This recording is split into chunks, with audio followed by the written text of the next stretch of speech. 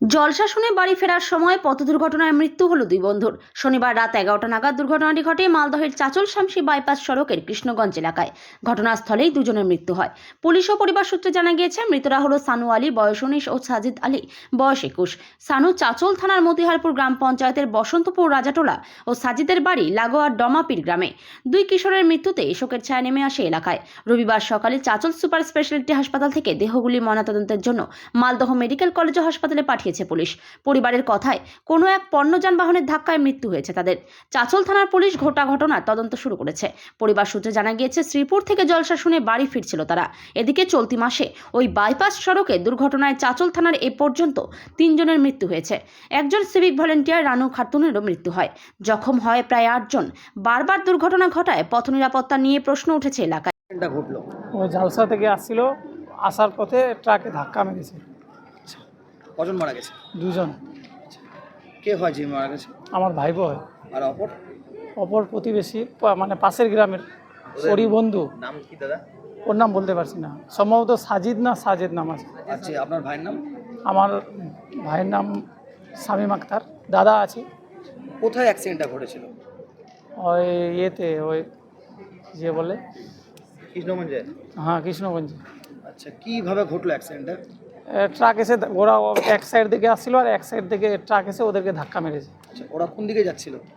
ওরা আসছিল, চাচলের দিকেই আসছিল। আর ট্রাকটি বাড়ি যাচ্ছিল, জালালপুরের সাইডে, না বাইপাস ক্রস করছিল এরকম। বাইকটা ছিল কার? বাইকটা আমার ভাইপোরই ছিল। মাথায় হেলমেট ছিল দুজনে? না, মাথায় সম্ভবত হেলমেট ছিল না, তবে সঠিক বলতে পারছি না। বয়স কত হবে আপনার ভাইয়ের? 17 বছর। ভাই তো না, আমার ভাইপো। কি করতো? ও স্টুডেন্ট, কোন ক্লাসে পড়তো? 9-এ পড়তো। কোন স্কুল? এই যে চাচলে কোন স্কুলে পড়তো ওটা বলতে পারছি না। ওরা কই ভাই? ওরা 2 ভাই। ওই একই ছোট না বড়? এ বড়। এই যে অ্যাক্সিডেন্টটা ঘটলো, এর জন্য দায়ী কার? কি দেখছেন আপনারা? এর জন্য দায়ী ট্রাক্টরের মালিক। আপনারা কি এই বিষয়ে থানায় অভিযোগ করবেন? অবশ্যই অভিযোগ করব। কি নাম আপনার? আমার নাম সামিউল ইসলাম। কে হন আপনি মৃতের? আমি ওর কাকু।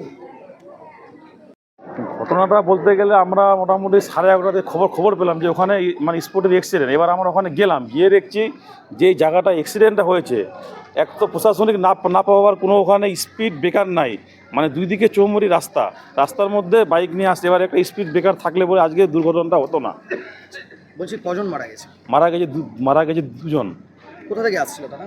ওরা আসছিল মানে শামসি থেকে, জালসা শুনে শামসি থেকে আসছিল, বাড়ি আসছিল। আচ্ছা, ওরা কি বাইকে ছিল? বাইকে ছিল। হেলমেট পরে ছিল তাদের মাথায়? না, হেলমেট ছিল না। আচ্ছা, বলছি যে এর জন্য দায়ী কার?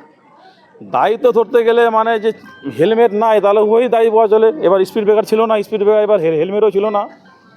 আচ্ছা, ওই এখানে একের পর এক অ্যাক্সিডেন্ট ঘটছে, ট্রাফিক পুলিশের ভূমিকা কি দিয়েছে? ট্রাফিক ব্যবস্থা সেরকম নাই ওখানে। একটা হাইওয়ে যেরকম ট্রাফিক ব্যবস্থা তা করে আজকে এত দুর্ঘটনা ঘটছে। 7 দিন অন্তর আমার নিউজে পেপারে খবরে দেখছি যে দুর্ঘটনা ঘটছে।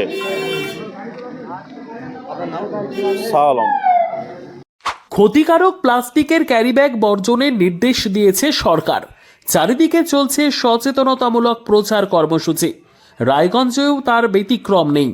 ক্ষতিকারক প্লাস্টিক পরিবেশকে চরমভাবে দূষিত করছে। এর থেকে নিস্তার চাই। তাহলে উপায় কি? চিন্তা নেই, রায়গঞ্জে চলে এসেছে বিকল্প ব্যবস্থা। সবার জন্য সুখবর। পশ্চিমবঙ্গ সরকারের অনুমোদনে আগামী সপ্তাহ থেকেই শহরে তৈরি হতে চলেছে পরিবেশ বান্ধব দূষণমুক্ত বিভিন্ন ধরনের বায়ো ক্যারিব্যাগ, যা অবশ্যই পচনশীল। একেবারে সুলভে পেয়ে যাবেন আপনারা। আগ্রহী বিক্রেতা ও ডিলারশিপের জন্য অতি সত্বর যোগাযোগ করুন আমাদের সাথে। আমাদের ঠিকানা ইকো ক্যারি ইন্ডাস্ট্রিজ, জেলখানা মোড়, রায়গঞ্জ, উত্তর দিনাজপুর। আমাদের মোবাইল নম্বর 7001178352 অথবা 9434171272 অথবা 8250161082 অথবা 9800217806।